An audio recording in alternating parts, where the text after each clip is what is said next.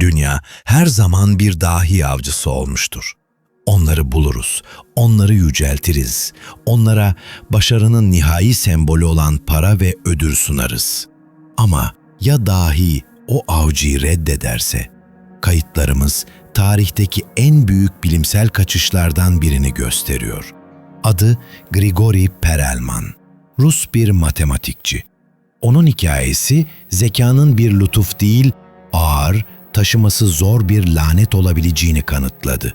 Perelman, matematik dünyasının 100 yıldır çözülemeyen, imkansız görülen dosyasını kapattı. Poincare sanısı.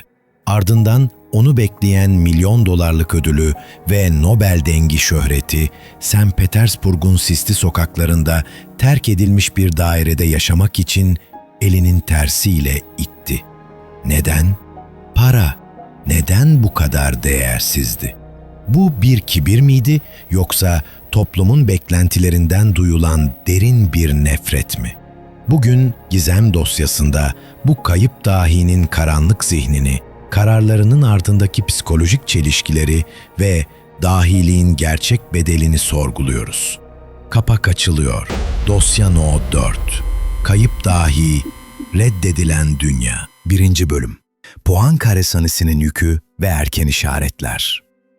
Grigori Yakovlevich Perelman, 13 Haziran 1966'da Leningrad, Sovyetler Birliği'nde Yahudi bir ailenin çocuğu olarak doğdu. Bu detay, Sovyet dönemindeki kariyer yolculuğunu anlamak için önemlidir. Perelman'ın dahiliği, annesi Lyubov sayesinde keşfedildi. Annesi, onu büyütmek için matematikteki yüksek lisans çalışmalarından vazgeçmişti. 10 yaşında matematiksel yeteneği belirginleşti ve annesi onu özel bir matematik eğitim programına kaydettirdi. Bu, bir dahinin varoluşunun bir annenin büyük fedakarlığı üzerine inşa edildiğini gösteriyor. Perelman, kısa sürede akademik dünyanın zirvesine çıktı. Ancak gariplikler erken başladı. İnsan etkileşiminden kaçınıyor, mutlak sessizliği tercih ediyordu. Poincare sanısı. Bu, matematik dünyasının en önemli 7 probleminden biriydi. Çözümü getirene tam 1 milyon dolar ödül vardı. Perelman bu para için değil, sadece çözüm için çalıştı. O, başarının harici ödülünde değil, entelektüel mükemmelliğin kendisinde yaşıyordu. 2. Bölüm. Mükemmellik ve ihanet teorisi. 2002 yılı. Perelman'ın zaferi şimşek gibi çaktı. Çözümünü bilimsel dergilere sunmak yerine Cornell Üniversitesi'nin açık arşiv sitesine yükledi. 3 bölümlük bir seri, sessizce. Bu bile akademik geleneklere karşı bir başkaldırıydı. Çözümü 2006 yılında resmen kabul gördü ama bu başarı ona beklediği saygıyı getirmedi.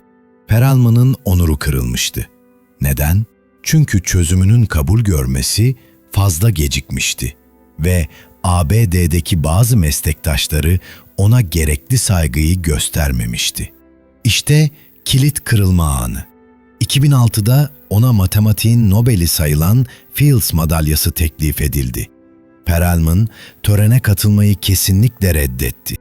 Meslektaşlarının çözümünü tam olarak kabul etmediklerini, hatta bazı Çinli matematikçilerin onun yöntemlerini çalmaya çalıştıklarını hissetti.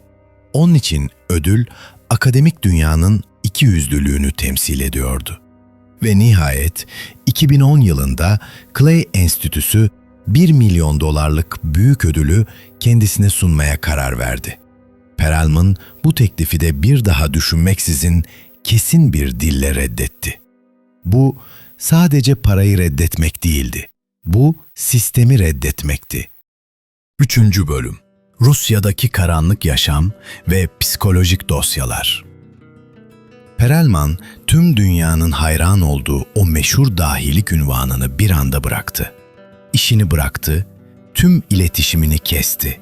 O, artık St. Petersburg'da annesi Lyubov'la birlikte dış dünyadan tamamen izole bir hayat yaşıyor. Peki bu kaçışın ardındaki gerçek dosyalar neydi? Araştırmacılar 3 ana psikolojik tez öne sürüyor. 1. tez, Asperger laneti. Psikologlara göre Perelman'ın gösterdiği sosyal kaçınma ve takıntılı ilgi alanı yüksek olasılıkla Asperger sendromu veya şiddetli sosyal anksiyete ile ilişkiliydi. Şöhret ve dikkat onun için çözülmekten daha zor bir problemdi. İkinci tez, ahlaki yıkım ve yüzeysellik. Perelman, akademik dünyanın kendisine gösterdiği saygısızlıktan bıkmıştı. Hatta bazı kaynaklara göre artık matematik yapmamasının bir nedeni de o tüm sorunlarımızı çözebilecek bir süper dahi gibi yüzeysel bir tavır sergilenmesiydi. O, bilimin saf halini istiyordu. Üçüncü tez, nihai bağımsızlık. Belki de en radikal açıklama şuydu. Perelman, paranın satın alamayacağı tek şeyi seçti. Mutlak bağımsızlık. Ona göre başarı, başkalarının ona verdiği ünvanlarla değil, sadece kendi zihninde tamamlanmıştı. Misyon tamamlanmıştı.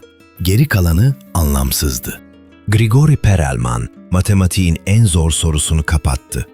Ama kendi hayatının dosyasını tüm dünyaya açık bıraktı. Onun hikayesi bize gerçek dahiliğin toplumun beklentileriyle değil, sadece kişinin kendi standartlarıyla ölçüldüğünü gösteriyor. O, 1 milyon doları huzuruyla takas etti. Neden bir dahi tüm dünyanın hayalini kurduğu şeyi reddeder? Dahilik gerçekten yalnızlığı gerektiren ağır bir yük müdür? En büyük sırlar bilim adamının gözlüğüyle değil, meraklı ruhun merceğiyle çözülür. Görüşlerinizi ve tezlerinizi aşağıda bizimle paylaşın. Dosyalarımız takdir gördüğü sürece bu sorgulamaya devam edeceğiz. Sırada daha karanlık, daha derin dosyalar var. Gizem dosyasına abone olmayı unutmayın.